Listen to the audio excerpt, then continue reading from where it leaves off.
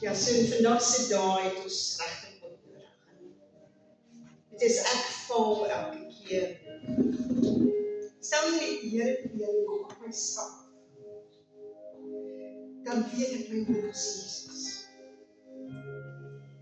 Sy genade bly dieselfde elke dag. En as ons na hom toe gaan en sê, Vader, vergeef my. Vergeef my oor die woorde wat ek gespreek het. Of die optrede. Dan bedek sy genade ons. Dis hoe kosbaar is. Ek weet nie of jy het voel nie, maar hoe sal jou lewe gelyk het as jy Jesus gaan? Daai ewige anker waar jy kan vashou. Wanneer dit voel asof jy ronddobbel op die oseaan. So die woord vir ons is hoop met 'n naam en sy naam is Jesus. Die Duitse duikboot het op 12 Augustus 2000 ontplof met 118 manskappe aan boord. Hulle was besig met 'n manoeuvre en 'n oefening van die vloot. En die manne op die nabye skepe het die ontploffing gevoel. En toe die tweede een. Maar die reddingssignal, die teken of aanwysing op die duikboot het nie afgegaan. En daarom het die offisiere gesê, daar's niks fout met die duikboot nie, daar was niks fout met die skepe nie, hulle weet nie waar die ontploffing vandaan kom. En vir 6 ure lank het hulle niks gedoen. Tot hulle probeer het om die duikboot in die hande te kry en geen teken ontvang. So vir 6 ure het daai duikboot op die bodem van die see gelê met 'n paar uur se suurstof op. Glad nie genoeg suurstof. Want met die ontploffing en die vuur wat ontstaan het, en dit kon die suurstof opgaan. En hulle het gewonder, hoe gaan hulle hierdie duikboot boorkry? Dat 16 uur lank na hierdie duikboot gesoek voormaak. En daar was verskeie lande wat gesê het, ons sal help. Ons sal help om hierdie manne, wie ook al lewendig nog kan wees na hierdie ontploffing, uit te kry. Maar die president Putin het gesê, dit is nie nodig. En hy het hulle hulp afgewys as onbelangrijk. Hulle het afgeduik na die duikboot toe en gewonder, hoe kan hulle suurstof by hierdie manne kry? Hoe gaan hierdie mense manne asemhaal, terwyl hulle wonder, hoe gaan hulle by hulle kan uitkom? Want toe hulle die ontsluiting luik probeer oopmaak, kon hulle. President Putin het met sy vakansie aangegaan en 5 dae later, toe laat hy die vloot offisier weet, kry ander. So na 7 dae, gaan die duikers af en hulle maak die luik oop. En hulle besef die eerste klomp kompartemente is heeltemal vernietig en onder water. So hulle kan niks oopmaak nie, want die kompartemente sal oorstroom en aan mekaar krimp en vol as gevolg van die druk. Hulle toe begin wonder, hoe gaan hulle suurstof by hierdie manne kry, en hulle met ingenieurs gepraat, so ons moet kabels heg aan hierdie duikboot. Ons moet suurstof by die manne kry, want dit word al hoe minder. Maar die onstuimige waters, die diepte van die duikboot, die moegheid van die bemanning en die duikers, het alles verloor. Die media het probeer goed praat. Ek gesê, daar's niks oorbekomend te wees nie. Terwyl 'n handvol manne vasgekeer sit in 'n duikboot besig om te sterf. kinders het geklop aan die duik en probeer bepaal, waar is hierdie manne? Hoeveel is oor, wie lewe nog? En hy het terug antwoord gekry, daar is nog 23 manne wat leef. En hy het hulle moedig gepraat en sê, ons gaan suurstof bring. Maar die suurstof het allemaal gedaan. En die laaste keer toe die duiker weer af en hulle weer val, toe kom daar een stem. En die duiker, is daar nog hoop? Is daar nog hoop? Peter kan vertel van hierdie ware getuienis dat hy gaan bedien in 'n klein dorp. En die predikant vra vir hom saam met hom te gaan hospitaal. Hy sê van daar lê 'n dierbare vroukie op haar bors. Hy sê sy en haar man was elke week, as daar iets vir die kerk in die gang was hulle daar. Sy het in die koor gesing, sy het sonnaskool gegee, lieflike kinders groeien. Haar man was 'n usher, of die man by die deur wat mense groet en inbring. Hy was 'n ouderling, en hy het 3 pragtige klein kindertjies gehad. Hy sê, jy sal dit nie glo nie, maar die maandag na die sondag in die kerk was, ry 'n ouer gewoonte met sy vragmotor om goedere of seker toerusting te gaan aflewer by 'n groot konstruksiemaatskappy. En terwyl hy wag is, hy besig om sy koffie te drink en sy Bybel te lees. En skielik breek daar 'n kabel en 'n 400 ton ysterbalk breek los en vang sy kop. Nie horisontaal nie, vertikaal. En dit deurboor hom en druk hom tot in die grond. Maar hy sê nog steeds, eer sy Here, nog steeds prys sy Here, dat hy goed is, en dat hy groot is. Week na die begrafnis, is hy op haar pos in die koor. Trane wat oor haar wange stroom, oor sy stil. 6 maande later, ry haar ouers op die pad op vakansie, en 'n dronk bestuurder kom in die verkeerde baan af, en in 'n kop-op-kop botsing sterf albei haar ouers. Hoeveel kan jy hanteer?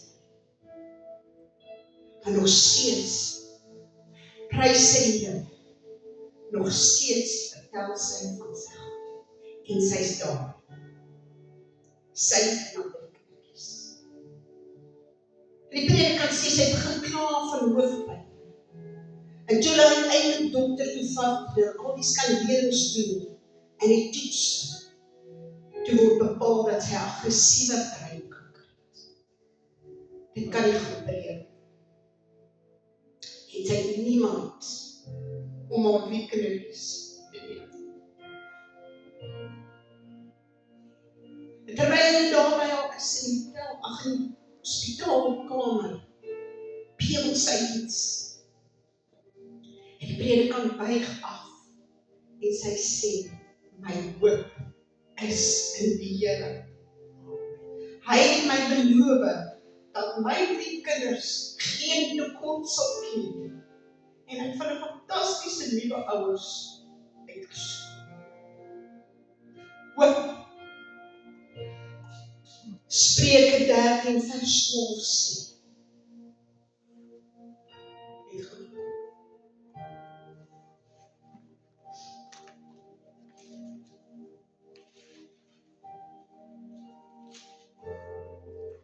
'n uitgestelde hoop maak die hart siek, maar 'n wens wat uitkom is 'n lewensdoel. Die Engels stel dit so, hy sê, hope deferred makes the heart sick. A desire fulfilled is the tree of life. Geloof en hoop ten spyte van siekte Hoop ten spyte van jou situasie waardeur jy gaan. Hoop ten spyte van tekorte. Hoop terwyl 'n geliefde sterf. Hoop terwyl dit lyk asof daar niks is waarop jy kan hoop. In Romeine 4 vers 16 tot 21 sê, daarom is dit uit die geloof, sodat volgens genade kan wees en die belofte kan vasstaan vir die hele nageslag. Nie alleen vir die wat uit die wet is nie, maar ook vir die wat in die geloof van Abraham is, die vader van ons almal. Soos geskrywe is, ek het jou 'n vader van baie nasies gemaak, voor die aangesig van God in wie hy geglo het, wat die dode lewendig maak en die dinge wat nie bestaan nie, roep asof hulle bestaan. Hy het teen hoop, op hoop geglo, dat hy vader sou word van baie volke, volgens wat gesê was, so sal die nageslag wees.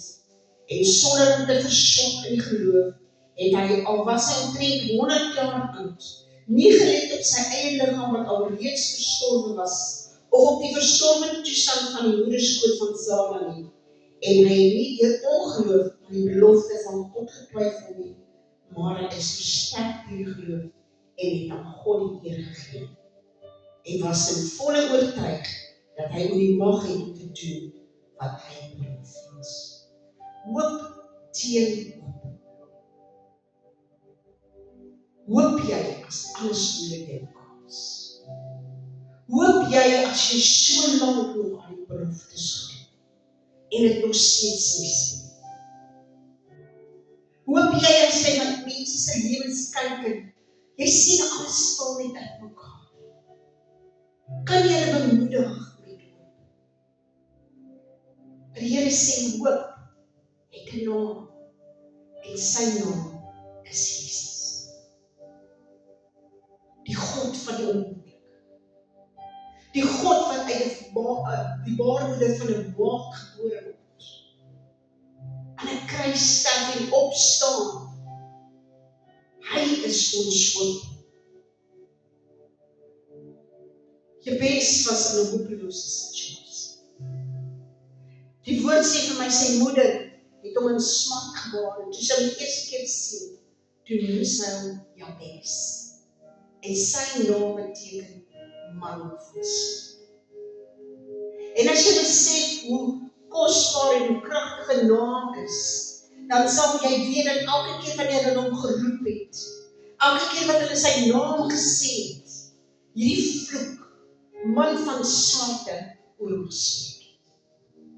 Dit was sy hele lewe. Hy was in niks suksesvol.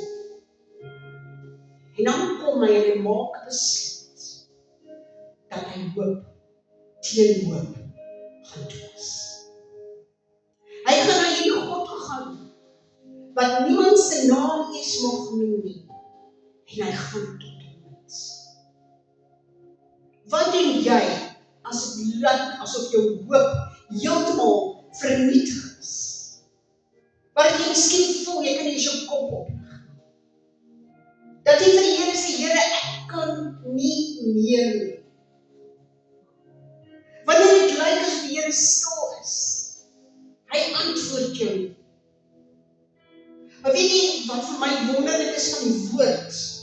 As jy net die woord toe gaan, dan sien jy elke keer as iemand vir die Here iets gevra het, het hy dit gedoen. So 1 Kronieke 4 vers 19 en 10 sê, en Jabes was neergeëet. Vreemd, hulle sit sy einde voor sy rug. Voor die einde. Hulle sê ook, en Jabes was neergeëet.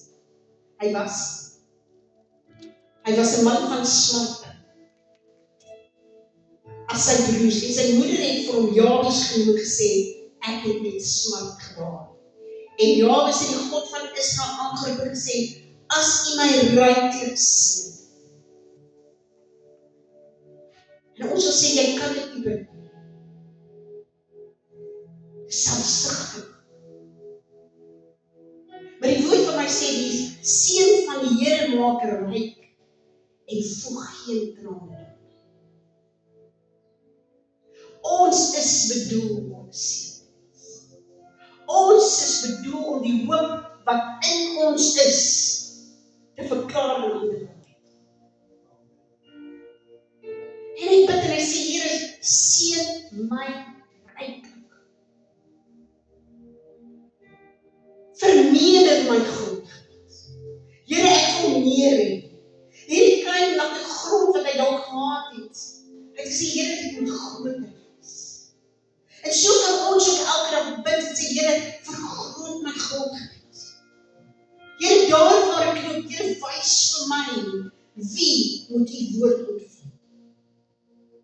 Wys vir my, wie ek hoop nodig in hierdie donker. En ons moet nie eers verder dink om te weet, die mense om ons, wat hoop nodig.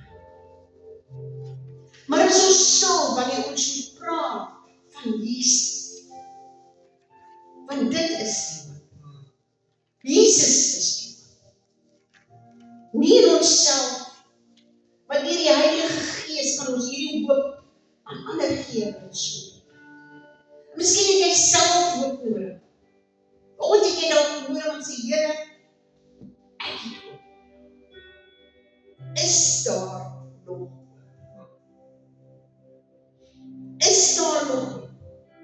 Here, so baie te geloof verkeerd in my lewe en dit voel ek net my kop in die water en dan kom die volgende golf weer.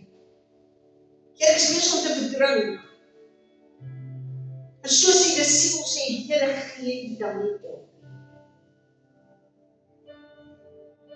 Maar vanoggend wil ons bemoedig en hy sê, my naam is al wat jy moet. Ek is jou. Ek is jou hoop. Want maak nie saak hoe jy voel nie, as jy begin die Here te aanbid. As jy aan sy voete sit, kom vul hy ons met sy vrede. Maak nie saak jy by jy het Jesus. Here, verneder my grondgebied en U hand, dat U hand in my is. Wanneer die hand van die Here op jou rus, is dit jou beskerming. Wanneer die hand van die Here op jou rus, is dit jou glorie. Mense moet goed wees vir jou, want die glorie van die Here rus op jou. En dis hoekom dit kan sê in Isak se dae, het hy 100-foud geoes in droogte. Ekskuus, hy het geoes in droogte en 'n 100-voudige oes geïn. Want die hand van die Here was op hom. Genesis 25 vers 5 sê, en Abraham het aan Isak alles wat hy gegee het, besit. Met ander woorde, sy ryk, sy autoriteit en sy verbond met God. Jy het 'n verbond met God. En hy sê, ons is die saad van Abraham. So wanneer hy tot Abraham spreek en hy sê, en ek sal jou 'n groot nasie maak en jou seën, en jou naam so groot maak, dat jy geseën, 'n seën sal wees, spreek hy. En ek sal seën diegene wat jou seën, en hom vervloek wat jou vervloek, en in jou sal al die geslag van die aarde geseën word. Daai verbond wat God met Abraham gemaak het. En omdat sy hand op Abraham was, weet ons, dit maak nie saak waar hy gegaan het, hy het net groter geword. Sy rykdom het toegeneem, want die Here se hand het hom bedek.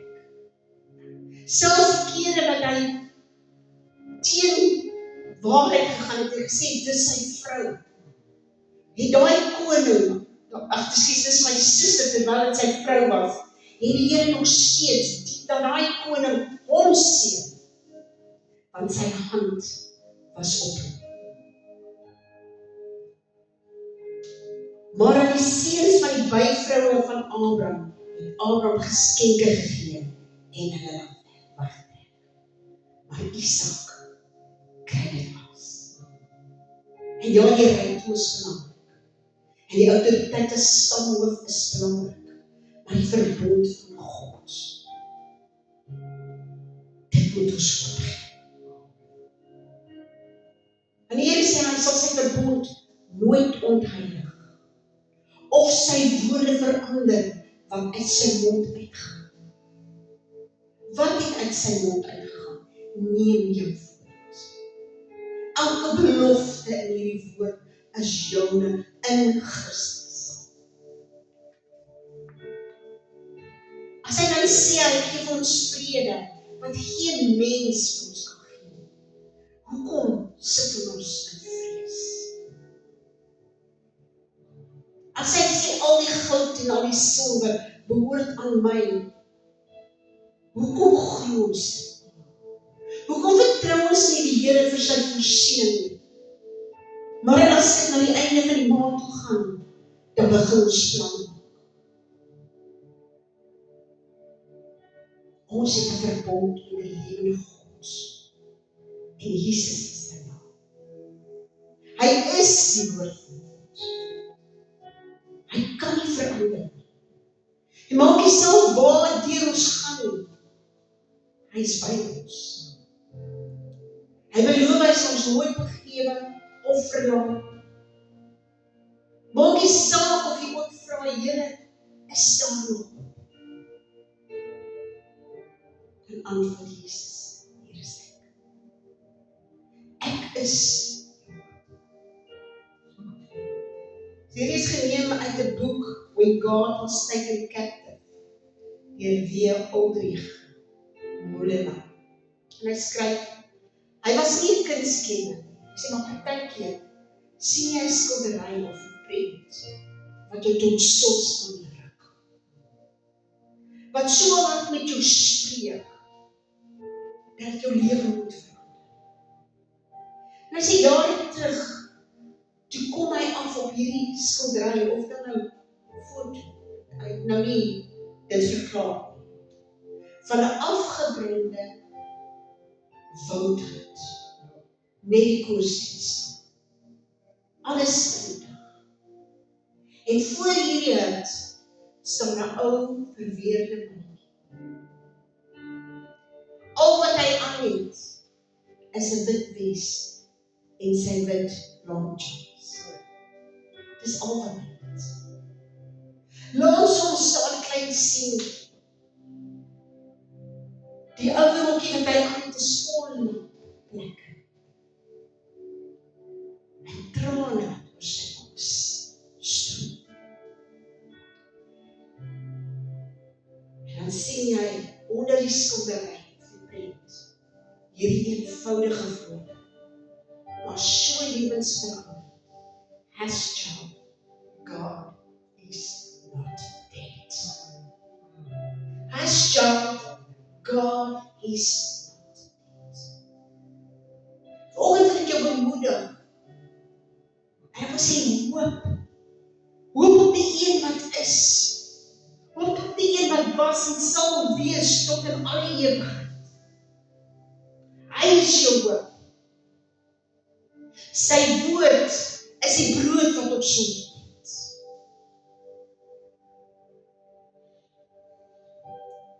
Hoe tree ons op as alles om ons mag? Kan ons soos daai ou vroukie nog sê, my hoop is in die Here. En maak nie saak waar ek gaan nie. Ek weet hy hou my vas. Hashtag God is not dead. Kom ons staan.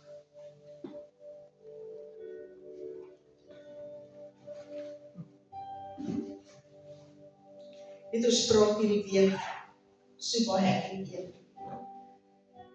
Oor mense wat sê hulle glo in God, dat hy 'n groot God is. Maar hulle glo in hom net verseker.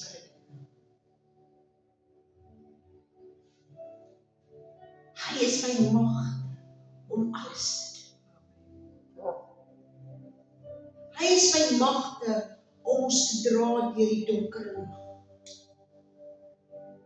Hy is my magte om daai seer in jou hart te vat en te genees.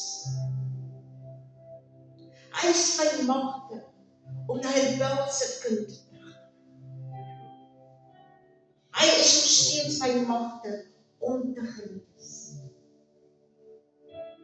Bid, glo, ontvang en prys hom.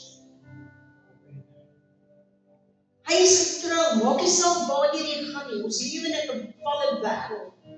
Die vyand wat kom om te steel, te sak, te verwoes. Maar hy sê, ek het gekom dat jy lewe en lewe in oorvloed sal hê. Hy kan tog mos nie lieg.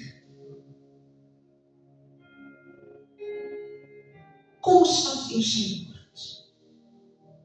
Kom ons kyk na sy beloftes. Dus die Here, U is U is my hoop. Die goeie werk wat U begin het, my God, U sal dit volëindig. Miskien is ek nog stikkend, maar Here, U is by magte om te genees. Vader, dankie. Dankie, Here, dat U ons hoop is. Here, ons hou vas aan U. Here, ek weet dat U nooit my hand sal los. Here, gee dat ek nie U hand los. Gee, Here, dat ek nie afwandel, omdat ek teleurgesteld is. Here, U kry so baie keer die skuld, wanneer dinge nie ons maniere uitwerk. Maar Here, U is die brood wat ons nodig het. U is die lewende water. En U is ons lewe. Here, in hierdie week, Here, Here, laat ons onthou dat U is my hoop. My hoop het 'n naam, en sy naam is Jesus. Die ewige, die waaragtige, alleen wyse God, wat is en was en sal wees tot die ewigheid. Volgende bid ek, Here, vir elkeen volgende wat nie hoop het. Wat vra, Here, is daar nog hoop? Gaan hierdie kettinge ooit breek? Gaan hierdie siekte ooit genees? Gaan hierdie swak liggaam opstaan, Here? Here, dan kom U volgend met U liefde, met U genade. En hy sê stil, wees stil, want ek is nog steeds God. Ons eer en my God. Ons dankie dat ons nooit alleen is. Dat ons kan vashou. En Here, U sal ons nooit los. Ons bid in die magtige naam van Jesus. Amen. Amen.